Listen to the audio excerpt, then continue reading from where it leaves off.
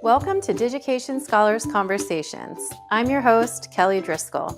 In this episode, you'll hear part 2 of my conversation with Tracy Penny Light from St. George's University and AAEEBL, the Association for Authentic, Experiential, and Evidence-Based Learning. More links and information about today's conversation can be found on Digication's Twitter, Facebook, and Instagram. Full episodes of Digication Scholars Conversations can be found on YouTube or your favorite podcast app. You are about to hear part 2 of our conversation with Tracy Penny Light from St. George's University. Please be sure to listen to our previous episode to hear part 1 of this conversation. Now, I know last time I saw you speak was actually at the most recent AACNU annual meeting and ePortfolio forum. And I was really excited about the presentation, Tracy, because you were bringing in this kind of importance of mindfulness in teaching and how that can play a part with ePortfolios. And I was hoping you could share a little bit about the ideas behind that presentation with our listeners here too. Yeah, I think at the heart of ePortfolio practices and pedagogies is the notion of mindfulness, but we don't often label it that way.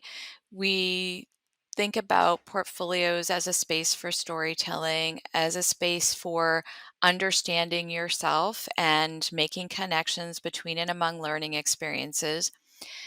And it seemed to me, particularly during the height of the pandemic, that gosh, ePortfolio practices could really be leveraged in the service of our own wellness and well-being as portfolio practitioners.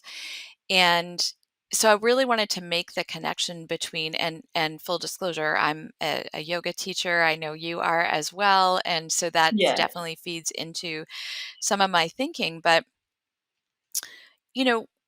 wanting to sort of step back and say, how do we use reflection as a way to restore and rejuvenate ourselves so that we can be mindful as we design the practices we want our students to engage in, as well as being mindful toward ourselves. So what do I need as an individual to be a well person in my role, whatever that might be at a university or in the community?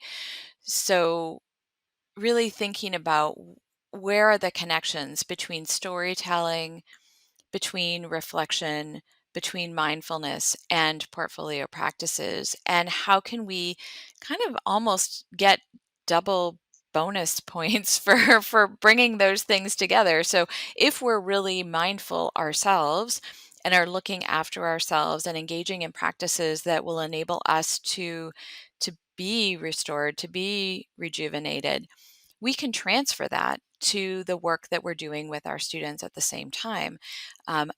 Or in the context of the work that I'm doing here currently, the work with our colleagues. Most of my work right now is focused on helping faculty to design their own portfolios for their own professional learning and professional growth. So yeah, I think there's such an opportunity. And early on, I remember working with some of my students in an interdisciplinary program around developing their portfolios. And I think I wasn't calling it mindfulness then, but it definitely, again, folio thinking is a mindful practice because I wanted them to really think about, and in this course, it was basically a history of the family class. I wanted them to think about what were their own family histories? How did they understand family as a concept? Where did those ideas come from? How could they leverage the learning from that particular course and take it into the work that they wanted to do? And most of the students in that particular program were interested in community-based work, nonprofit organizations, those sorts of things. And so it was really important to me to help them to really get a sense of their own positionality in the context of the work. And I remember one student saying, coming up after class and saying, I feel like if I put a lot of stuff about my personal life in my portfolio, I will get a better mark in this class. And it was such a great wake-up call for me, because I instantly said, no, no, no, no, no. That is not what I'm advocating. Your life is your life. I'm not asking you to put anything into your portfolio that you wouldn't want to share anyway.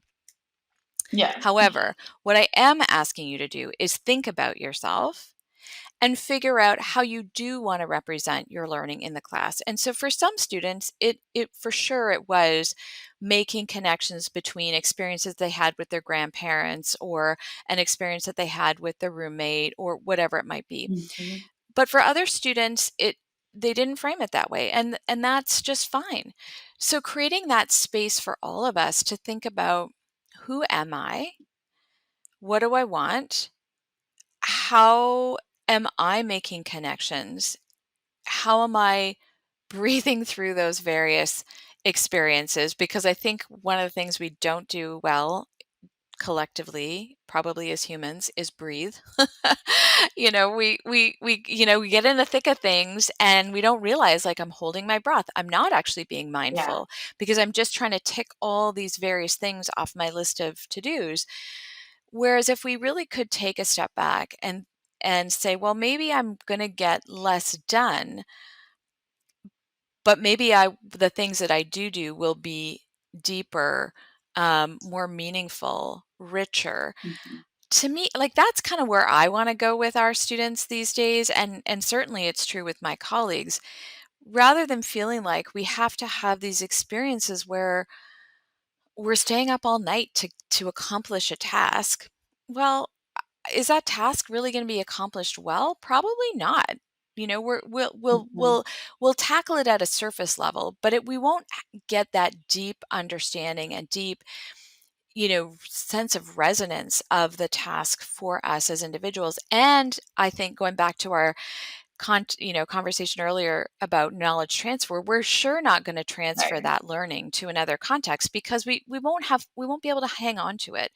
So that process of being mindful of reflection, to me, we really need to circle back to, and we need to make more prominent in the work that we're doing, whether that's with students or with other colleagues. Because if we let go of that in the context of this really busy world where there's always something pinging at us, or calling our attention away from the task at hand, then we aren't going to be able to really make the changes and engage in transformative practices like I know in the portfolio community we're all really interested in.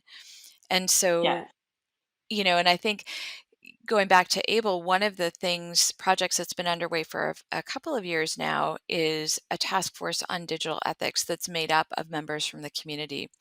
And that group started out thinking about, like, what are the ethics around portfolios? What are some of the things we ought to be considering? And, initially it was, what do we need to know about requests for proposals that our universities put out, and the language that's Right. embedded in contracts with vendors about ePortfolio tools, and how do we help students to have those experiences of identity development and making visible their learning without putting them at risk. Because, going back Mhm. to the student who said, I feel like if I put all kinds of personal stuff in here, no, no, no, not at all. Like, we have to enable learners to feel really comfortable and confident in the material that they do make public. And we also need to teach them about what ought to be public and what's private. And so copyright and, all of those things are Mhm. lumped into there. But where that task force is really spending a bit more time recently is thinking about things like invisible labor. So, often on campuses, the portfolio initiative is being, shepherded along by one individual who maybe is doing that off the side of their desk. So it's on top of all of the other things. Well, how realistic is it to think that that person is going to be successful in transforming, campus culture? Probably not. They probably won't be that successful. And why are we setting up people to be in those positions anywhere where they're not necessarily guaranteed to be successful? In fact, they're probably more likely to fail. And because they just don't have the supports and resources available. And so it's a tricky line that we need to walk between enabling people to be able to capitalize and leverage the resources that are available in the community in service of their own initiatives, but also to build the case for we need to have more than one person doing this off the side of the desk. And it's fine to be the initial faculty member who's trying it out because you're really passionate about storytelling and mindfulness and folio thinking. That's where we started at Waterloo. I mean, it was me basically because my boss, Right. sort of gave me permission to make it part of my role. And so that was fine. But we needed to be really careful as we rolled that out to the rest of the campus to really make sure that people had the supports that they needed in order to be successful. So never do we want to have portfolio initiatives that aren't resourced in a way that will enable their success. The work of Brett Einen and Laura Gambino, I think, really points to this, where they sort of note that ePortfolios are wonderful when done well, which doesn't mean Right. that everybody ought to employ these practices. It doesn't mean that we should do it off the sides of our desk. It means that when we really integrate the thinking into the work that we're already doing, we can do a good job with portfolios. Right. If it's just there because, it's something that somebody thinks this is a really cool technology, we should just add that on to what is happening to the student experience, then no, it's not going to be a success, and the students are going to smell that a mile away. You Yeah. know, And they faculty too. know, oh, this, and faculty too. I had a really interesting experience recently. Kathy Yancey and I were asked to work with some colleagues at Trinity College. They are doing some interesting work with students in pharmacy and having the students create portfolios as part of an experiential placement. And what really stuck for me in that experience was the way that it was designed put students at the heart of the whole initiative. So the students were seen as partners right from the beginning, and this was a small pilot. In pharmacy in Ireland, pharmacists are required to maintain portfolios to document their continual professional development, or their CPD. And so there's a whole system in place for professional pharmacists to document that. And it's kind of strikes me as the the matrix. I don't know if you remember, like, in the early Yeah, 2000s, yeah. we often saw portfolio initiatives that consisted of a big matrix of all these boxes, and students needed to tick all the boxes. And so there's a really good reason for an approach like that, for just kind of checking the boxes purposes, but that doesn't necessarily promote deep learning and knowledge transfer, as we've learned over the years in ePortfolio practice. So they knew that that was the case, but then the person who was leading this experiential placement thought, is also is a pharmacist, but also working at the teaching and learning unit at Trinity College, wanted to also enable the students to do a different kind of experiential placement. So this was a placement that was also tied to teaching and learning, and students applied for it. She ended up with 2 students, and she got them started with their portfolio, not starting portfolios. so in other words, she had them read about ePortfolios. She had them look at examples of student portfolios. She had them talk to us. And we designed a symposium where they were going to share their learning of building portfolio, like why build a portfolio. And they both did build portfolios, but that isn't where it started. It was really hinged on what's the value in creating a portfolio? Like, what's that process look like? How do we best understand it? What does the literature say about it? And they looked at things that were from pharmacy, but also lots of examples from beyond that particular field.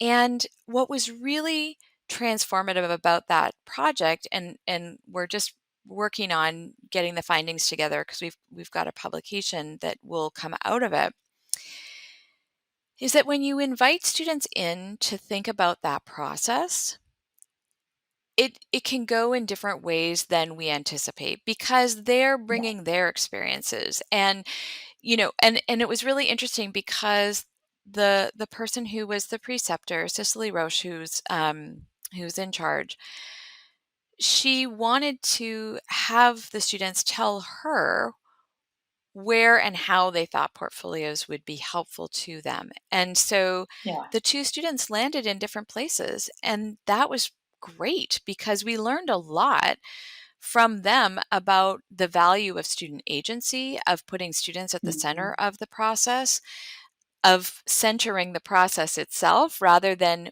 building a product. And I Right. think that oftentimes when we're engaged in portfolio work, and this has been true for me too, we're working the students toward developing skills that will result in a product. So yes, we're engaging them in the process, but we don't necessarily start with this is the process, and let's unpack and have you figure out how this process works and whether or not it will work for you and what does that look like. Mhm. And so it just reinforced for me that thinking about the process is so essential. And to the point of ePortfolios done well, it really matters who's involved. So there are times when it just doesn't make sense for some faculty to try to use portfolio because it doesn't align with their philosophy. It may not align with who they are as individuals. Like maybe they haven't stepped back and done that mindfulness piece and developed the Right. self-awareness of who am I as a teacher. And without that, I just don't think this can fly. Um, it's just such an integral part of the practice that I wanted to kind of get to make this very long story shorter. I wanted to make that session about like how can we be mindful ourselves as practitioners so that we can then transfer that learning and help our students to take a similar mindful approach to their own learning, understanding, thinking, rather than just have them create products. I don't know. Does that make Yeah. sense?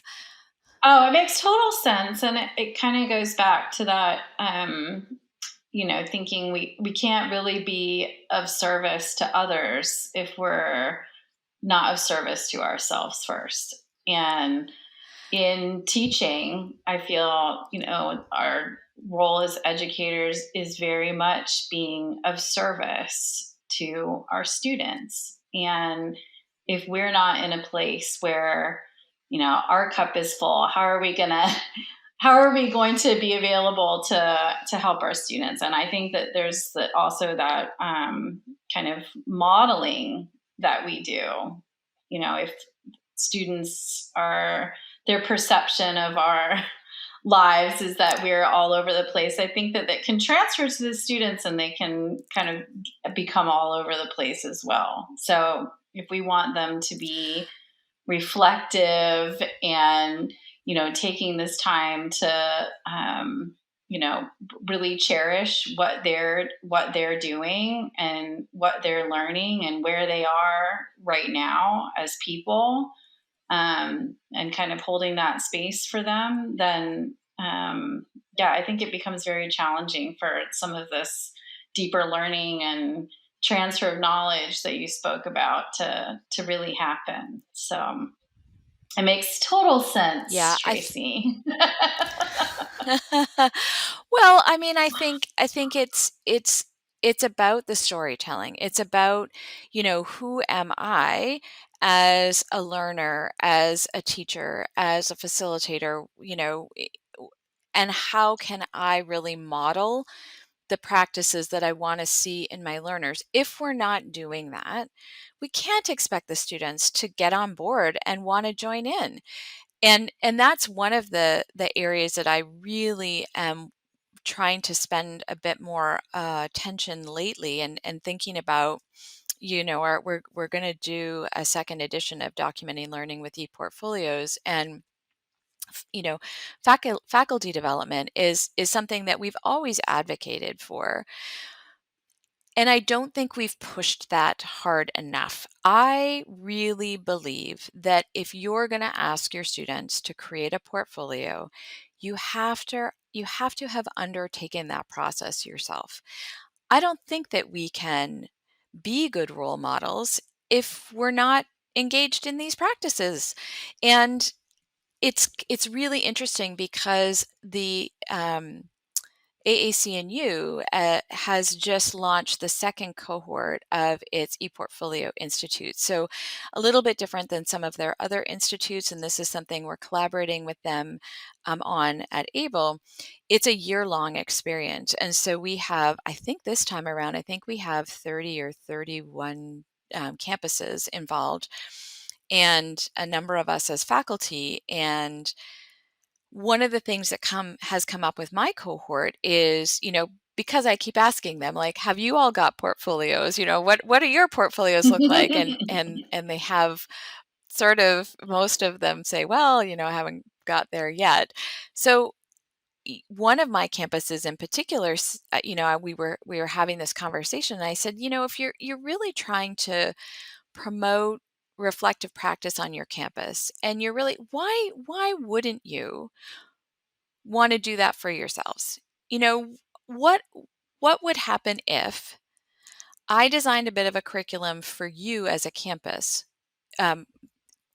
team, not the whole campus, that would enable you to create your own portfolios, begin that process to get some feedback from me and from other members of the Institute faculty and from each other, so that you could have that experience and then transfer that for your students. Because it sounds like, based on the work that you're wanting to do, that's a really important piece. And so I'm really excited. They were like, yes, let's do that. We will carve out time to do that. And it's sort of, we've had this out of practice community at AAEEBL for quite some time, and it's basically modeled on that. Yes. But it's good for them because it's allowing them to develop their own professional identities online and to really engage in some of the practices that they want the students to engage in. So they'll have a much better understanding of not only themselves, which I think is really important for all of us, but also for the kinds of experience that their students might have. And they're just going to build their empathy. They're going to get something good out of it because they're going to develop this professional identity. And it's going to be a win for everyone. And I think they ultimately will probably look at their current project plan a little bit differently. And to me, that's a good thing. And I want to set them up for success. And I don't think they can be successful if they haven't engaged in the practices themselves. That's me on my soapbox today. Oh, no. I like your soapbox. But I was going to say an important kind of caveat to that in the work that I do with campuses. There's been a number of schools that I think kind of had this thinking, if we have if we can get faculty to create the ePortfolios, then that experience will immediately transfer to the students. So let's have all of the faculty use ePortfolios for P&T. And promotion and tenure ePortfolios can be a very different animal than the kind of, and I'm not saying they can't also include storytelling and reflection. 100% they can. But I know with many institutions that there's a certain format that they have to follow. And again, these kind of check boxes that need to be filled. And that can be a very different kind of experience than some of the ePortfolios that students may be creating within the context of maybe just a single prompt that they've gotten in class, or something that they're just passionate about sharing because of work that they do in the community, or if they're doing any kind of internship or service learning kind of experience. So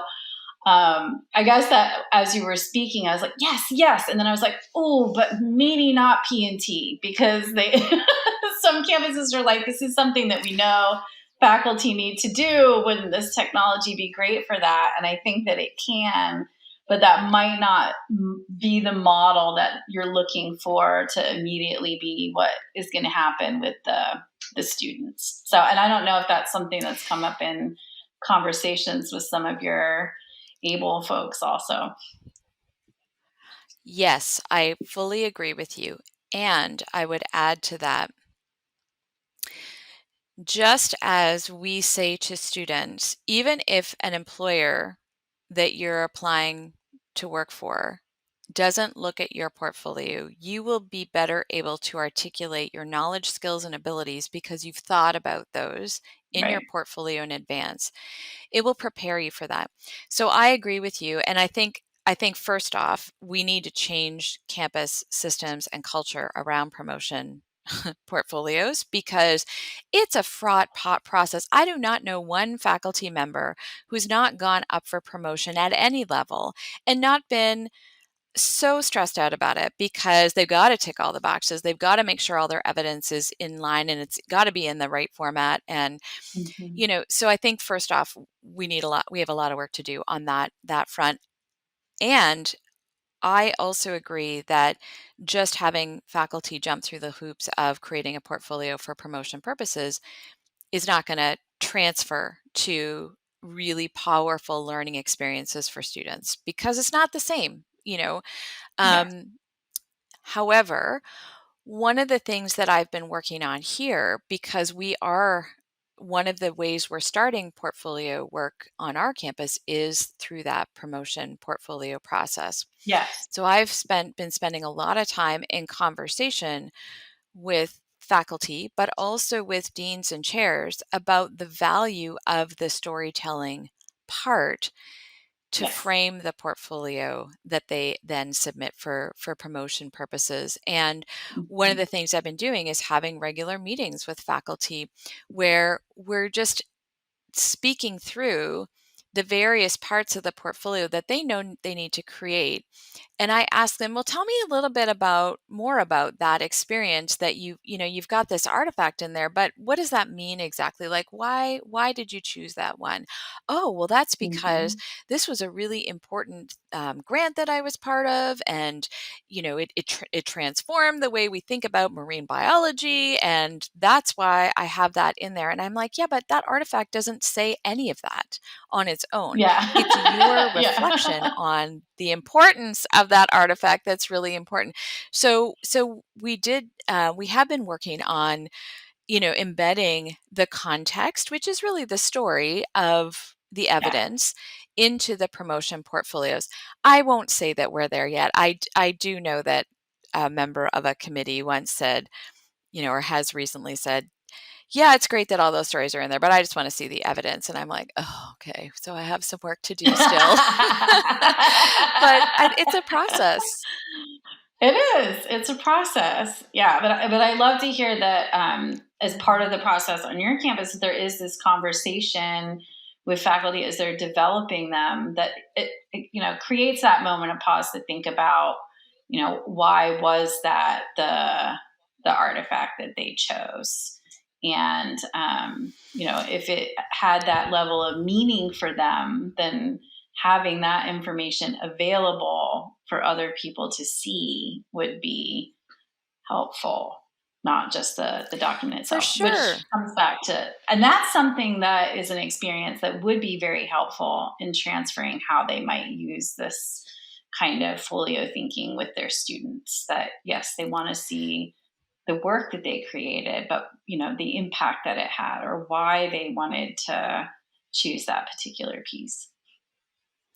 Exactly. And I think my thinking on this has just been deepened by the work of Susan Kahn. She many years ago began to sort of embed this life stories of learning process into her classes with her students, and she shared it with me, and I adapted it for my own courses. And I've used that process with both students and with faculty. And I think where it's really powerful for faculty, as we were speaking about it earlier, we're really busy people. I mean, most faculty members that I know wear about 50 hats. It's not just I Yeah. teach this set of courses, but I also have committee work and, a lot of responsibilities, not to mention my family and pets and all that good stuff.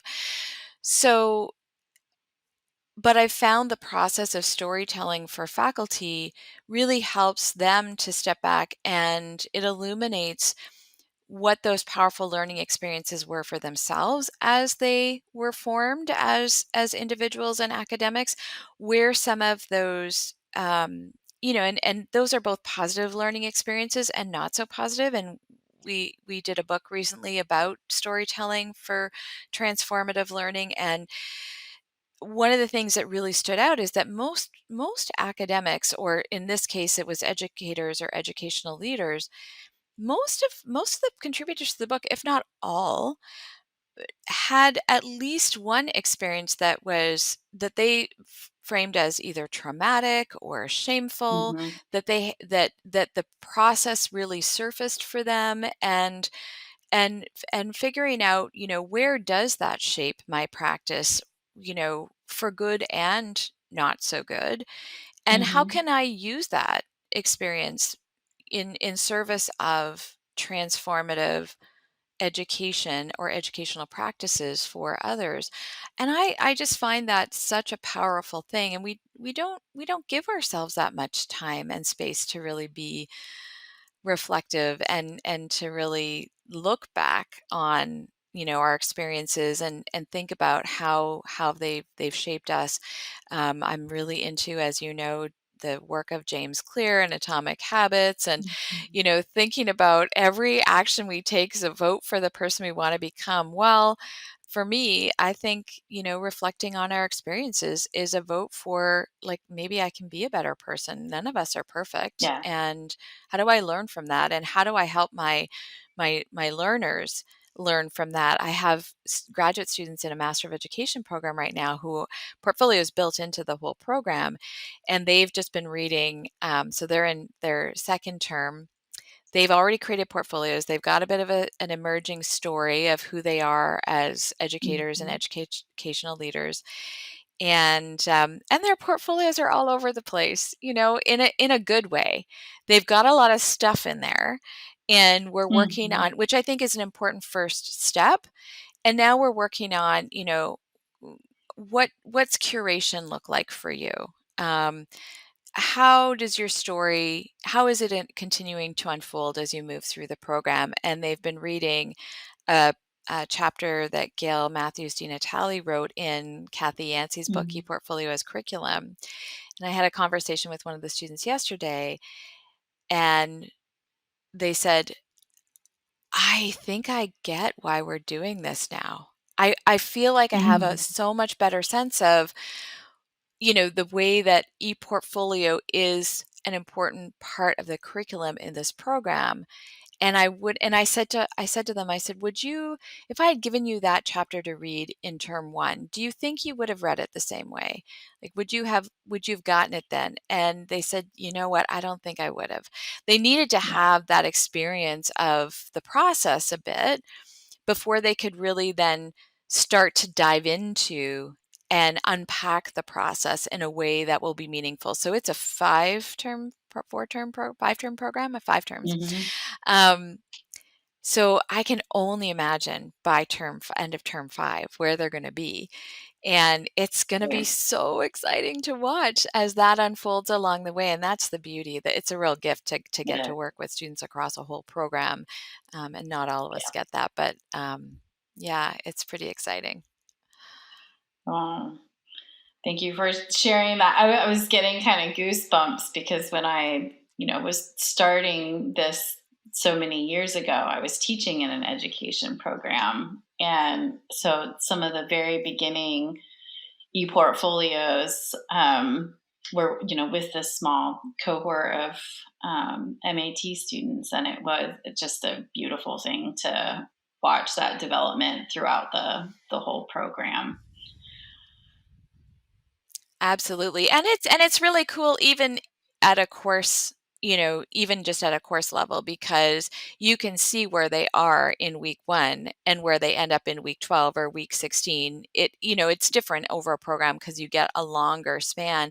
I think what Gail's done that is really exciting is she was interviewing students who had finished her graduate program in education, and she followed up with them after the fact. And so she also had a bit of that longitudinal, which is a huge challenge. I think that's another area of research that we really need to kind of focus in on. And but it's hard to do because students go here, there, and everywhere, which is why alumni are such important stakeholders, because they help us to stay connected to our the ways that the students are taking the knowledge, skills, and abilities into the world with them, and what they do next, which is pretty exciting. Yes, it is. And Tracy, before we end today, if you have a few minutes, I think you mentioned that there's another publication that you're working on. Is there another book coming up or article that you're working on? Do you want to share any teasers with me today?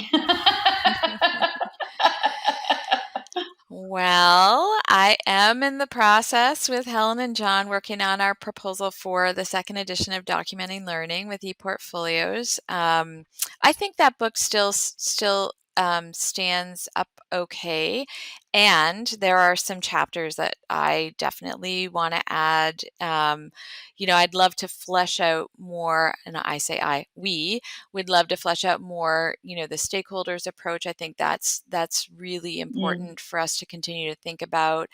We spoke a little bit today about identity development and building in a chapter, just on that. I'm planning a chapter, as you might have guessed already, on faculty development. We're thinking about curriculum design and portfolios and showcases. So I think there are some things that have come out of the work of the broader community that we really want to bring to the conversation, and hopefully make it another good and useful resource for people to draw on. And I'm continuing to think about faculty development and portfolios, and working on something on that front. And then out of the storytelling book, we had educators and educational leaders from, and it's not tied to portfolios at all, but a number of the contributors to that book are also ePortfolio practitioners, people like Candace Reynolds and Sonia Taylor, Teresa Comfrey. So we also did a session at the AACNU forum, and it's on my list of things. I really want to follow up with them and see if we can bring something together based on that presentation, which is really that would be great. The combination of their experience of the experiences of learning from the book, but really thinking about equity and inclusion, mattering. So those are all areas that I'm keen on working forward. Yes, well, I look forward to that very much. So, Tracy, thank you so much for your time today. I really appreciate you joining me and sharing some of your journey and story, and also some fun things ahead. Thank you so much for having me. It's always great to get to have time with you. Take good care. Digication Scholars Conversations is brought to you by Digication, a technology platform powering the most innovative ePortfolio programs in K-12 and higher education. Our website can be found at digication.com. This episode was produced by Drew Albanesius and Kelly Driscoll. Thanks for listening.